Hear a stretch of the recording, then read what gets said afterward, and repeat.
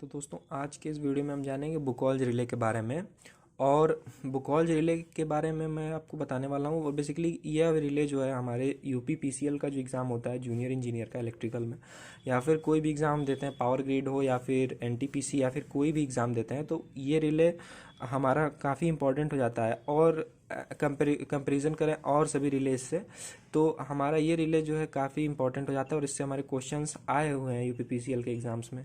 तो मैं उनके बारे में बात करूंगा और बुकॉल्स रिले की यहाँ पे मैं एक वर्किंग बताने की कोशिश करता हूँ।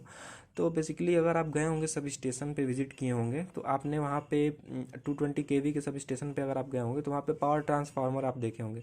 तो वहाँ पे अगर आपने देखा होगा तो एक कंजर्वेटर टैंक होता है और हमारा एक जो मेन टैंक होता है उसके बीच में हमारी ये बुकॉल्स रिले लगी होती है।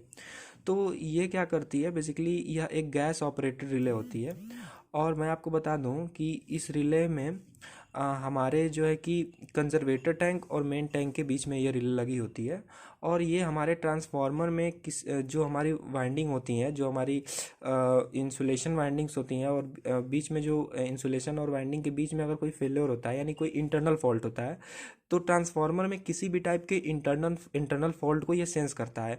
और बेसिकली इसमें एक अलार्म सर्किट होता है। तो फॉल्ट की कंडीशन में ये अलार्म सर्किट जो है बीप करता है और फॉल्ट होने से पहले हमको नोटिफाई कर देता है कि हमारा जो सर्किट है वो अब ट्रिप होने वाला है। यानी हमारा जो ये जो हमारा यानी कि हमारा इंसुलेशन डैमेज है या फिर जो भी हमारी प्रॉब्लम है वो हमको इस अलार्म सर्किट के द्वारा पता चल जाती है।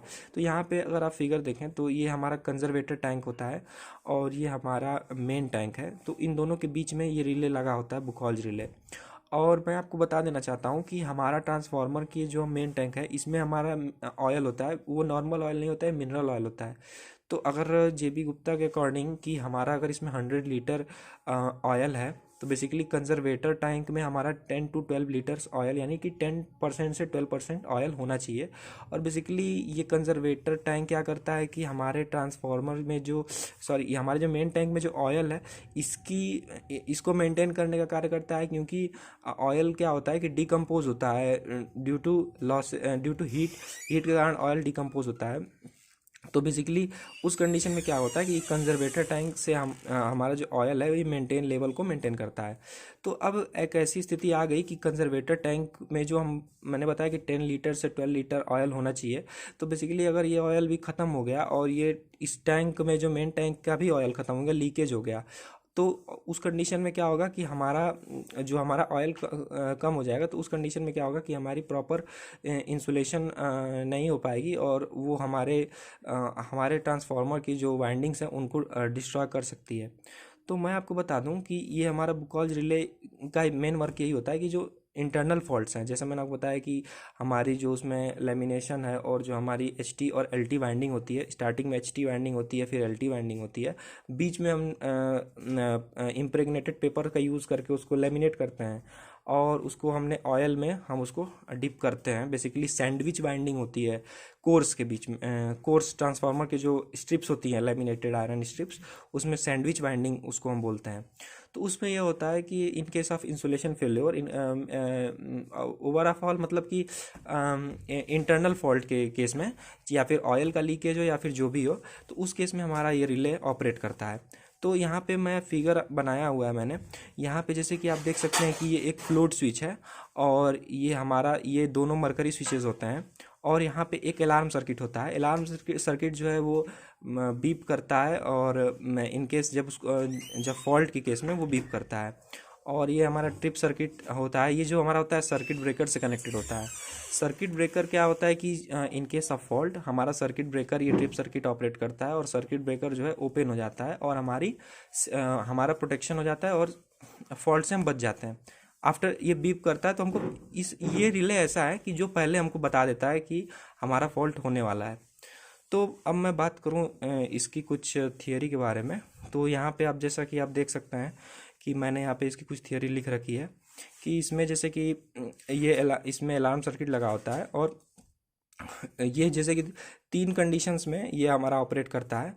लेमिनेशन इंसुलेशन शॉर्ट सर्किट अगर हो गया उस केस में, कोर बोल्ट इंसुलेशन फेलियर के केस में, और लीकेज ऑफ ऑयल। ये जो इन तीन कंडीशंस अगर हमारे ट्रांसफार्मर इंटरनली हो जाती हैं तो ये हमारा जो हमारा बुकॉल्ज रिले है ये ऑपरेट करेगा, सर्किट ब्रेकर के कॉन्टैक्ट्स को ओपन करेगा और हमारा सिस्टम जो है वो प्रोटेक्शन उसका हो जाएगा। तो अब मैं बात करूं अगर इसकी इसके बारे में, तो अगर मैं बात करूं यहाँ पे ऑयल के बारे में कि हमारा जो ऑयल होता है वो क्यों हम यूज़ करते हैं ट्रांसफार्मर के मेन टैंक में। ऑयल का मेन वर्किंग ये होता है कि ये हमारे ट्रांसफार्मर में कूलिंग प्रोवाइड करता है, क्योंकि जो हमारी वाइंडिंग होती है उसमें करंट फ्लो करती है, तो जो करंट फ्लो करने के कारण हीट जनरेट होती है। हीट को रिड्यूस करने के लिए हम कूलिंग प्रोवाइड करते हैं और बेसिकली इंसुलेशन प्रोवाइड करता है। और मैं बात करूँ इसके फ्लैश पॉइंट की, 35 डिग्री सेल्सियस होता है। और ये क्वेश्चन जो है यूपीपीसीएल पूछा गया है कि हमारा जो ट्रांसफार्मर का मिनरल ऑयल है वो कितने फ्लैश पॉइंट उसका क्या होता है। तो ये 135 डिग्री सेल्सियस होता है, ये माइनस नहीं है, ये 135 डिग्री है, ये माइनस नहीं है।